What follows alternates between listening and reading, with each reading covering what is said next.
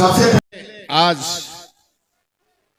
मेरे नामांकन पत्र में भरवाने के लिए आए हमारे बहुत ही अजीज नेता, किसानों के हमदर्द, गरीबी को मसीहा और मैं क्या कहूं, जिसको पूरे हरियाणा से आस है, चौधरी भूपेंद्र सिंह हुड्डा जी, जो आने वाले हमारे मुख्यमंत्री भी होंगे।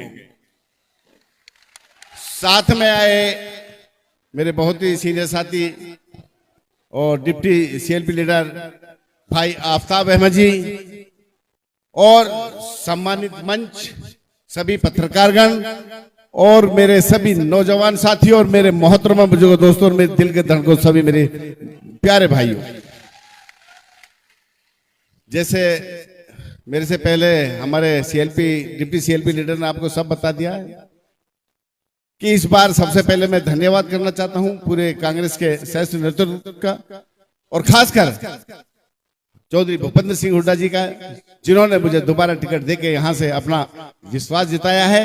मैं भी विश्वास दिलाता हूं कि ये तो मैं नहीं कहता कि मैं हरियाणा में 1-2 में रहूंगा, लेकिन इंशाल्लाह कम भी हम किसी से नहीं रहेंगे।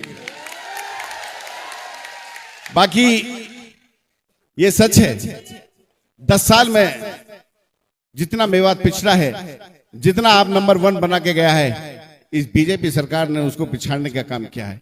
आप उस विधानसभा में रहते थे जहां हम तीनों विधायक बोलते थे कि मेवात को ये हरियाणा का हिस्सा नहीं समझते।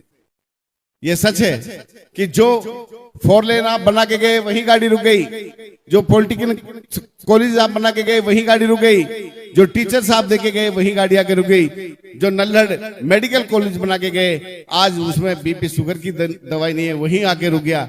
इसमें कोई शक नहीं है कि हमारा मेवात बहुत पिछड़ चुका है। हम विधायकों ने, चाहे 4 लेन की बात हो, चाहे स्टेट यूनिवर्सिटी की बात हो, चाहे मेवात कैनाल की बात हो, सब चीजें विधानसभा में अपने हर तरीके से हर विधायक ने अलग अलग तरीके से उठाई है।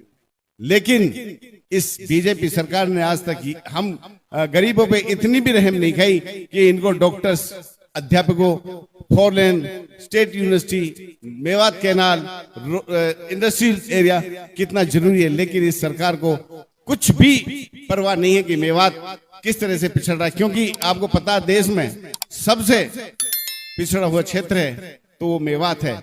मैं तो ये कहता हूं, जबकि इसको सरकार को चाहिए था कि यहां स्पेशल बजट दिया जाता ताकि मेवात भी और जिलों के बराबर आ सके, लेकिन अब आप लोगों के सामने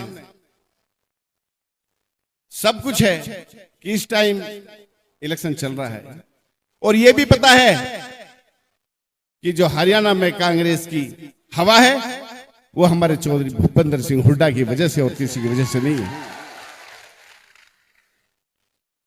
मैं ये विश्वास दिलाता हूं कि आने वाली सरकार जब कांग्रेस की होगी, 8 तारीख को जब रिजल्ट आएगा, 70-75 सीट जीत के जब कांग्रेस आएगी, जिसके चीफ मिनिस्टर मुख्यमंत्री भूपेंद्र सिंह हुड्डा जी होंगे। पहले आप लोगों को पता है पिछले महीने अनाज मंडी में चौधरी आफ्ताब जी के यहाँ प्रोग्राम था तो आए थे। उन्होंने वादा किया था कि पहली कलम से मेवात स्टेट यूनिवर्सिटी, पहली कलम से मेवात कैनाल और पहली कलम से 4 लेन देने का काम मैं करूंगा, मैं मुख्यमंत्री बनता। हमारी सबसे जो बड़ा दुख है वो 3 कामों का है, और कामों को तो मैं, आफ्ताब जी और इलियास जी और जब हतीन से हमारे साथी जीत के आएंगे उन कामों को तो हम ही करा देंगे, उनकी चिंता मत करना।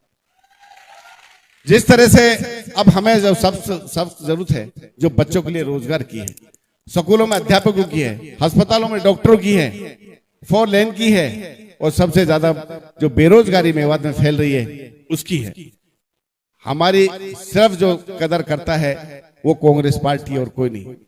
मैं ये विश्वास दिलाता हूं कि जब कांग्रेस की सरकार हरियाणा बनेगी तो 36 बिरादरी को आगे उठाने का काम आपका भाई विधायक मामन खान करेगा।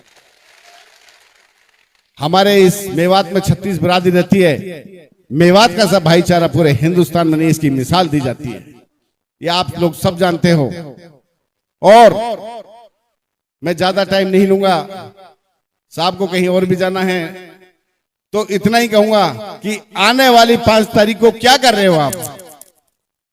ऐसे तो नहीं जैसे उसमें सो गए थे लोकसभा में। हाथ खड़ा करके चौधरी साहब को विश्वास दिलाओ कि कम से कम 90% वोट हम इस बार कांग्रेस को देंगे। और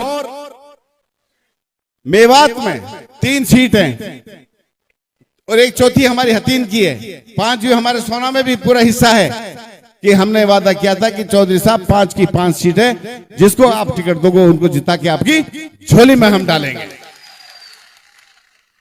मैं आप लोगों को विश्वास दिलाता हूं, मैं कांग्रेस के साथ साथ चौधरी भूपेंद्र सिंह हुड्डा जी का सिपाही हूं, दीपेंद्र जी का सिपाही हूं। मैं इनके अलावा और किसी को नहीं जानता। जहां ये बिठा देते हैं वहां बैठ जाते हैं, जहां खड़ा होते हैं करते हैं वहां खड़ा हो जाता हूं। मेरा साफ सीधा सा हिसाब। और आने वाले टाइम में भी इंशाल्लाह मैं अपनी उसी बात पे रहूंगा। जिस तरह से ये मेरे पे विश्वास करते हैं, मैं इनका विश्वास किसी भी कीमत पर टूटने नहीं दूंगा।